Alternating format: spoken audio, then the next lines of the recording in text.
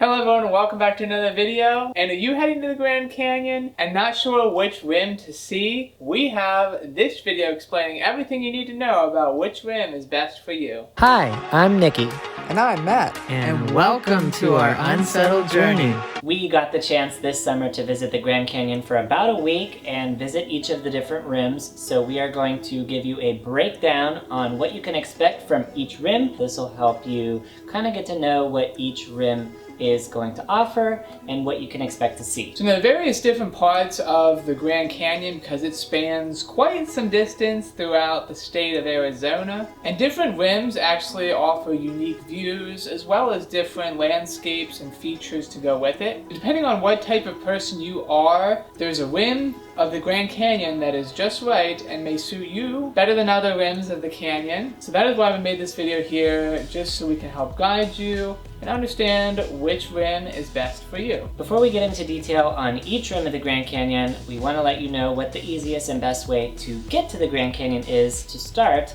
Most people fly into Las Vegas. That's a nearby major airport, especially if you want to visit the West Rim, which we'll get into in a little bit. And if you want to visit the South Rim, you probably will fly into Phoenix. Flagstaff is another small regional airport, but most major airports take you into Phoenix, or I know you can do day trips from Las Vegas if you were just wanting to visit for the one day. But our recommendation is to definitely rent a car. That way you get to cover a lot more ground and spend your time there, because doing it in one day is possible, but there's so much to see because the Grand Canyon is just so huge. So now we're going to work our way from the west to the east. So we're going to start off first by explaining to you what there is to do and see at the Grand Canyon West Rim. So the West Rim is very dry and very rocky. So get ready, put on your dirty clothes because it will get a little dusty. Have you ever seen a picture like this at the Grand Canyon? So you can actually go walk out onto the famous Skywalk, and that is located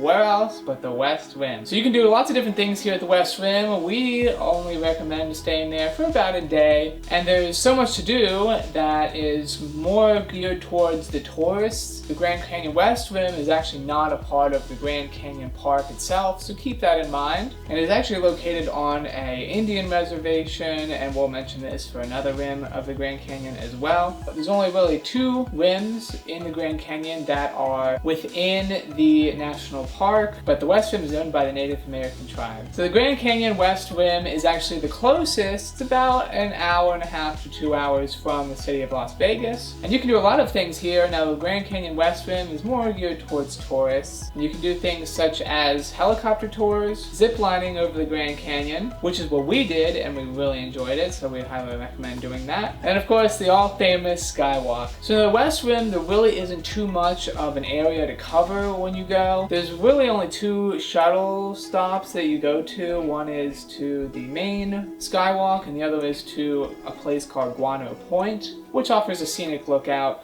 But in reality, there's not really a whole lot land area to cover and go see. So all you need to do is just check in at the main visitor center there at the West Rim, and then they can get a ticket. But you cannot drive to any of the points there. It's shuttle buses only, and they run about every 5 to 10 minutes, so it's not like they're vastly spread out. So the best time to visit would probably be in the early springtime / late fall. Now unfortunately, when we went, it was really hot, so make sure to bring plenty of water, and this goes for all of the rims here at the Grand Canyon. So nonetheless, West Rim is more geared towards the tourists. There's lots of exciting things to do, but it doesn't cover a wide range of areas. There's not really that many hikes there, so this is geared more towards the tourists. Moving from the West Rim, we are going to talk about the most popular rim of the Grand Canyon, which is the South Rim. This is the one where you see most of the pictures being taken from, and lots of people pretty much plan to visit the South Rim when they're planning a trip to the Grand Canyon. Why? Just because it has the most to offer, it has the most amenities. The South Rim is going to have plenty of trails for you to take advantage of for all levels of hiking, however experienced or not experienced you are. We got to enjoy a few hikes while we were there as well, and you can actually stay in the park here in the South Rim. This one is operated by the National Park Service, so they have a few lodging options like the Bright Bright Angel Lodge and the Yavapai Lodge.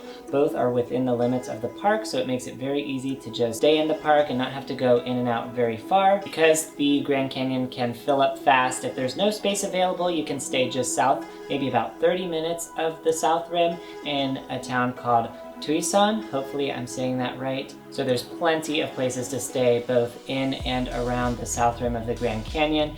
It's a mixture of taking your cars and also utilizing the shuttle system that they have. The shuttle system there is free, so you don't have to worry about paying to take it, but they make it easy by making the majority of the shuttles all meeting at the main visitor center. So they have a huge parking lot where you can park your car, go ask questions if you have any. There's plenty of rangers around, and there's a gift shop.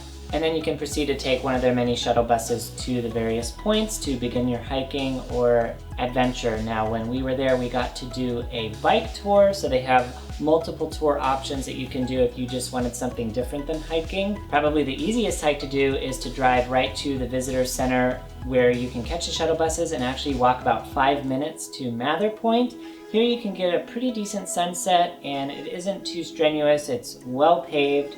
So if you're not up for some of the more rugged terrain or hiking down into the canyon, you can visit Mather Point. It's only about 5 minutes walking from the visitor center. Again, smooth, paved. Maybe about 20 to 30 minutes away, you can drive out to the Watchtower area and get another vantage point of the massive canyon and just get some pretty good pictures. And again, just another perspective. So some of the hikes that we did, we went on to the South Kaibab Trail, along with the Bright Angel Trail.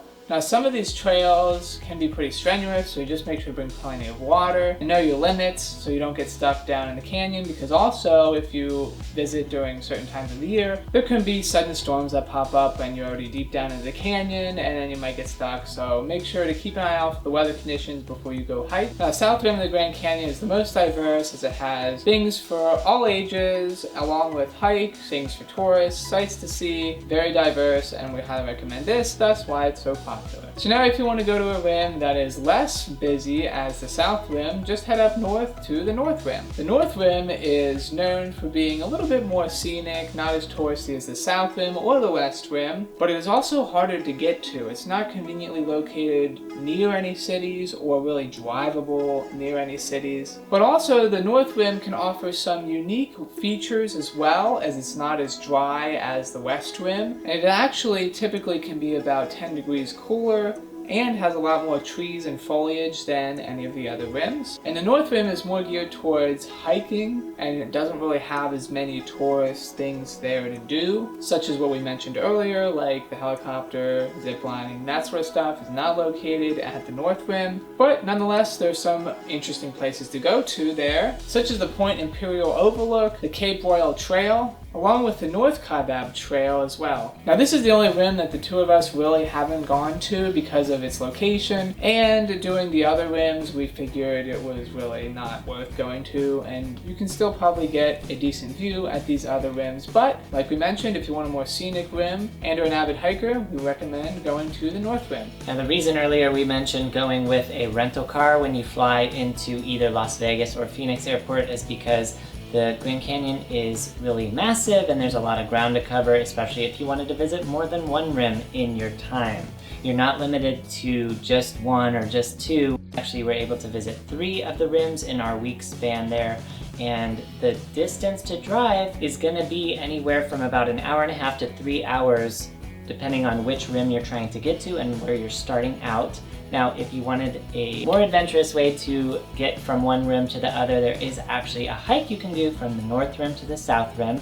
You start in the North Rim on the North Kaibab Trail, and that will meet up with the Bright Angel Trail, which will then bring you back down into the South Rim. Now, this rim-to-rim trail is about 24 miles one way. You're gonna descend 14 miles down into the canyon where you would meet up with the Colorado River, and then you'll climb back up about 9 miles to the South Rim. So you could reverse that and go from the South Rim to the North Rim, but then you're ascending 14 miles instead of descending, so you would actually have the harder part at the end versus the other way around. So that's one way that you can get from rim to rim if you didn't necessarily want to drive, but of course this is for very experienced hikers, they say that especially in the summertime, if you plan to visit, the temperatures are going to be about 20 degrees warmer once you hit the base of the canyon, because you realize you're all the way at the top with the elevation cooling you down, and it's going to take a long time to hike 24 miles, especially when you're going through all the various levels of altitude as well. So the last and final rim on our list here would be the East Rim. Now, not many people know about the East Rim because the East Rim is actually other different tourist attractions. The most popular attraction on the East Rim would be Horseshoe Bend. So now you could probably spend about 1 to 2 days here doing all the different attractions within the city of Page, Arizona, which is located right near Horseshoe Bend along with Antelope Canyon. And now we were fortunate enough to go here. We were actually hoping to go to the North Rim, but decided to do these attractions instead since they were so conveniently located where we were staying. So now Horseshoe Bend, I'm sure you've seen it. It's a very famous bend in the shape of a horseshoe along the Colorado River. And now what we did as well was we did a boat trip that took you through the canyon along the Colorado River, which is pretty cool to see. To see Horseshoe Bend from the lookout point for some great pictures, they have a parking area set up. You do pay an entrance fee regardless of if you have any type of annual pass. It was $10 for the car, and they don't let you really have any in and out privileges. That is something to consider. Go whenever you feel like you would get the best pictures, whether you want to try to get sunset photography or whether you just want to go visit during the day as you're passing through. And then it's about a half-mile hike each way to get to the actual overlook. The path was well marked, and there were areas of shade if you wanted to take a break. Because we visited in July, it was very hot, and there are various areas as well that you can hike down and camp overnight. So there's plenty of opportunities for adventure near Horseshoe Bend and all over the Grand Canyon in general. And another really cool thing that we did while we were there, fortunately it opened up right when we were there as well, was we went to Antelope Canyon. Now there's multiple different parts of the canyon which you can do, such as the upper and the lower Antelope Canyons. Now with that, you have to book a tour because it's not only protected by the Native American tribes, but it's just for your safety because sometimes that area is prone to flash flooding. But we really enjoyed our experience with it. We went with Ken's Tours and they really did a nice job, especially the tour guides, of showing you which settings on the camera and the right angles to take a wonderful picture. In fact, the most expensive photo ever taken was captured at Antelope Canyon and was sold for about $4 million. Now something you want to look out for when traveling within this area is this state of Arizona doesn't observe daylight savings time. However, some of the tribes there and the tribal lands do, so you may see that you switch in between time zones sporadically upon driving there or within the town of Page, Arizona itself. So always keep that in the back of your head when booking something. You always want to call ahead of time as to what time you're supposed to be there. So the city of Page doesn't have any bus systems, so here you will definitely need a rental car or transportation to get around. So just to recap this entire video, if you want an easy day trip to the Grand Canyon and you're visiting the Las Vegas area, we recommend going to the West Rim. They have a lot of great tourist things and it gives you a general idea of what the Grand Canyon is and is all about. If you want to fill up more time and you want a lot more to your Grand Canyon experience, we recommend the South Rim. If you're an avid hiker and just love being in the nature and not too keen on large crowds, definitely check out the North Rim. And if you're really into photography and want some pretty incredible shots, get over to the East Rim where you will see Antelope Canyon, Horseshoe Bend. These are our iconic things, and that's just a general recap of our video today on which rim to visit for different experiences and different people. So hopefully you can decide now which part of the Grand Canyon fits right for you. So appreciate you watching this video so very much, and we appreciate it even more if you hit that thumbs up button as well as hit that subscribe button and the bell notification to go with it. And you can also follow us on our Patreon page. It's patreon.com/unsettledjourney, and we have an Instagram as well. And you can go ahead and follow us there at our Unsettled Journey to get more access and exclusive content that we do not post here or anywhere else on YouTube. So that'll do it for us today, and we do appreciate you watching, and we'll see you all next week. Bye!